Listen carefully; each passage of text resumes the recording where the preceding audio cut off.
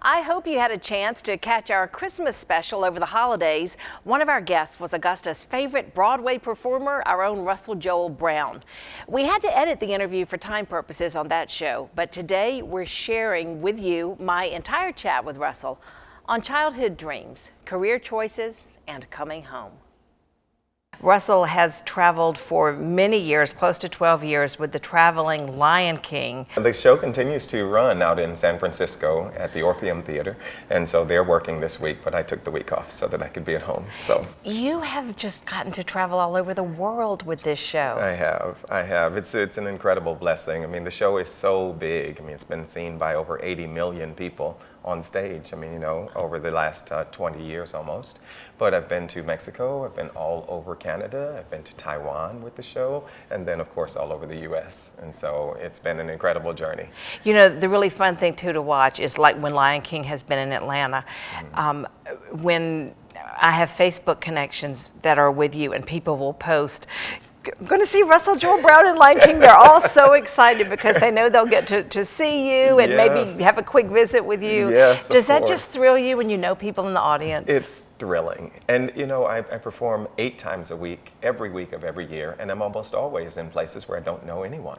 And so to be in Atlanta or in Greenville, South Carolina, where we'll be this coming May, and to be in a place that's close enough to Augusta where almost every night I have people in the audience. I mean, it's thrilling. That's great. It's thrilling.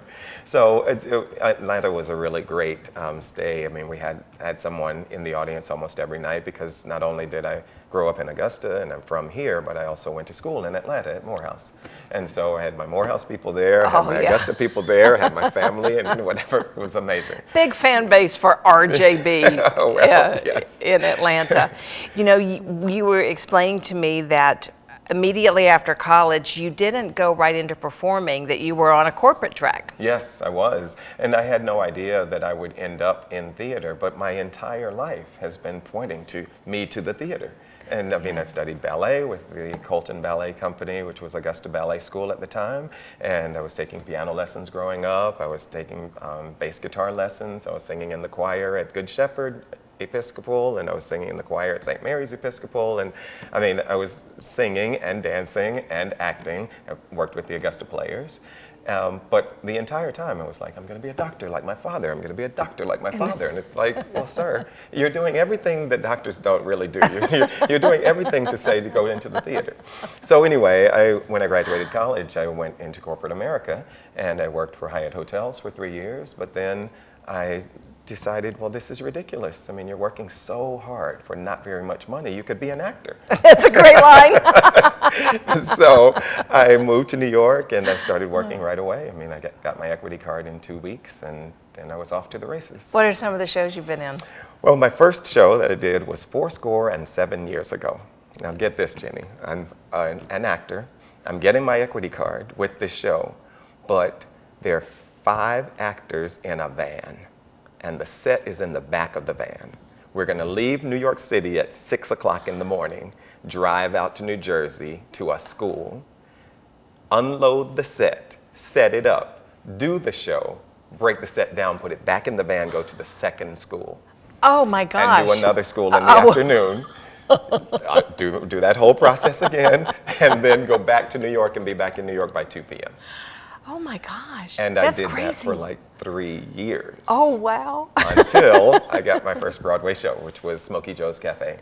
And so I traveled all over the U.S. with Smokey Joe's and to Japan. And so we were in Japan for a month.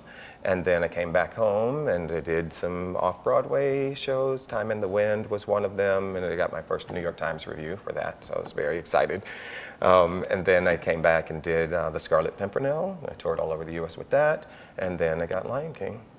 That is just so exciting, and somewhere along that, you know, you're so generous with your time when you come back home. Thank you. And I think about the Mozart to Motown. Oh, yes. You know, and shows you do locally, and how you help educate children through music. Yes. I mean, I have such a heart for children, and I know that one of my strengths is impacting the next generation of not just artists, but also of citizens, because there are a lot of things that we can learn from the arts, and especially from theater, just about life in general. And so I had a chance to come home because I needed to take care of some family things in 2001.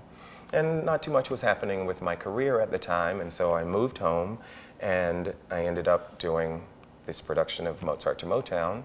But along the way, I was teaching in camps, and I did a program for an enrichment program for the Richmond County Board of Education. I mean, you know, and that was when I really started working with children, I guess in a broad way, you know. So anyway, I worked with a lot of kids in my show and in the camps, et cetera. And so now I'm looking towards leaving the stage, not permanently and not completely, but right now I'm doing 8 shows a week, every week of every year. And you said for 12 years. My gosh, For that's a 12 long years. time. That's a long time. And so now I want to plan my strategic exit from the show. I'll be moving back to Augusta, and I'll be working on a huge project that involves children. So that's really about all that I can say about it right now. But I'm really looking forward to being home, and I just bought a house here in Augusta, and so I'm very excited about that. And, Well, Russell Joel Brown, we are thrilled to have you. We're glad that we're going to be able to claim you again for a little while at least. But in the meantime, good luck with your finishing up Lion King and that strategic exit. Yes. We'll be watching for that, and I just hope that you have all kinds of wonderful health and happiness in the new year. Thank you, and congratulations again on the show. This is fantastic. Thank you so much. We'll be right back. Next on Jenny, do your New Year's resolutions include a money makeover? We've got the tips to get your budget on track. Stay with us.